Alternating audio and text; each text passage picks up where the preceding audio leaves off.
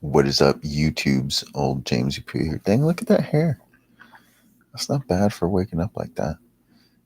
Welcome to the Super Death Grind episode. Where are we at? 11.5. Week 11, day 5 of my 2-year Super Death Grind. How am I feeling? A little congested, but I feel great. I'm just coming on the tail end of a cold. No, it wasn't the coronavirus. I did get tested. So there's that. Things are going really well. Decaffeinated right now, which feels great. Getting some solid sleep to fully get over this cold, which is nice. I think I went to bed around 10, and I woke up around 2, tussled around a little bit, and then woke up again around 4. It's 4:52 in the morning right now. Just got done doing a little bit of cleaning, exercising, meditation, listening to some stuff, a little bit of work. Now here I am with y'all, which is maybe nobody. But yeah, things are going really well. The only thing that really resonates with me today that I want to talk about a little bit is leadership. Finding good leaders is hard. And I think being a good leader is hard because I think what makes a good leader is not... I mean, it's a dualistic thing. Being a good leader is a lot on who you are today and who you want to be tomorrow. And part of the thing about being a leader is that you cannot lead today if you are not who someone looks up to today.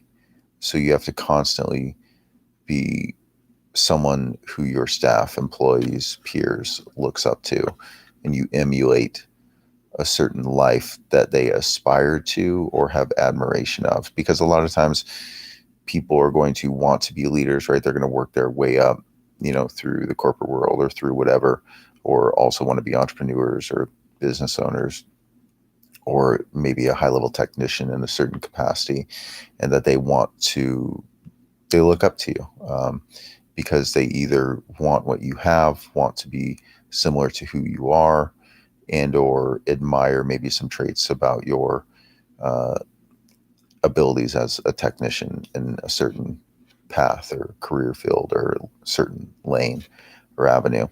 And if you are really not those things, then unfortunately you have no business leading, because why would someone follow you if you haven't done or are not who they aspire to be and or admire and look up to? Which is really hard, because I think a lot of people want to be leaders, but I think a lot of people aren't currently meant to lead and or don't have the capacity to lead, whether it be presently or whether it be in the future. And a lot of this is dictated on one's own path, because you just can't, you can't be a total, for lack of a better word, F up and lead a huge staff of people for a long term if you're not on it, because it's eventually going to bite you in the butt, because people are going to look through and see your flaws, and your flaws are going to trickle down into the company and, eat everyone alive from the inside out. So, you really either have to be as bulletproof as you can be, mentally, emotionally, knowledge base wise, and that sort of thing, or you have to constantly spend a lot of time evolving on that process. Look at that. I have a gray hair right here. I'm starting to get some grays coming in. Jeez, getting old, James Pooh. But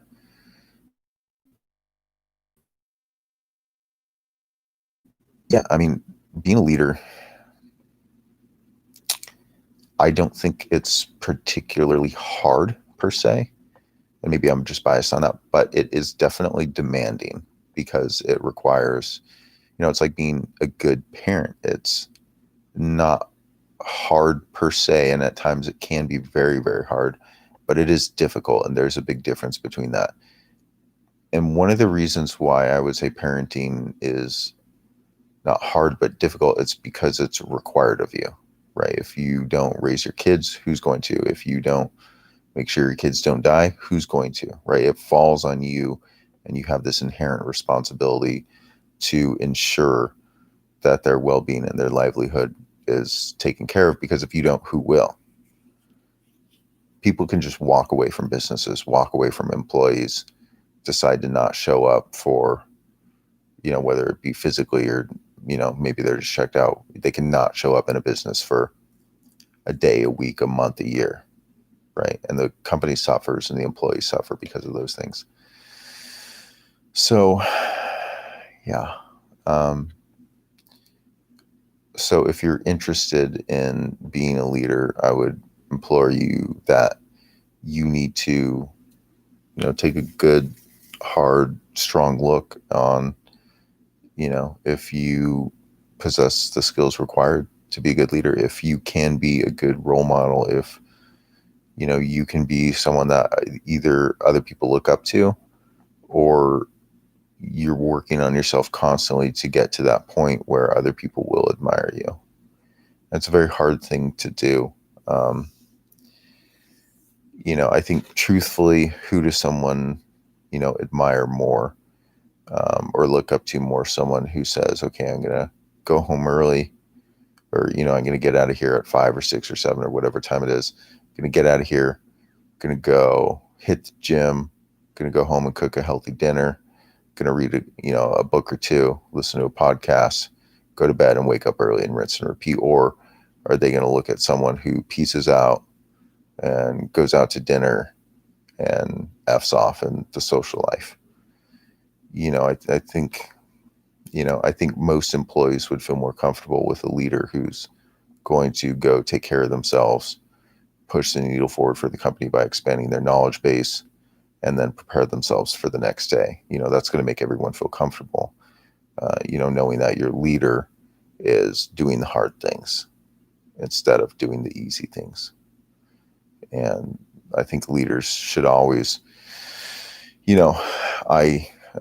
right or wrong, I don't know, but I, always come in with the approach of FILO, in my company, which is first in, last out, always, no matter the day, because no one is going to outwork me. And I think once you have people working for you and you show them, hey, maybe you're working 40, 50 hours a week, I'm working 80 to 100 hours a week. And they have a lot of respect for that.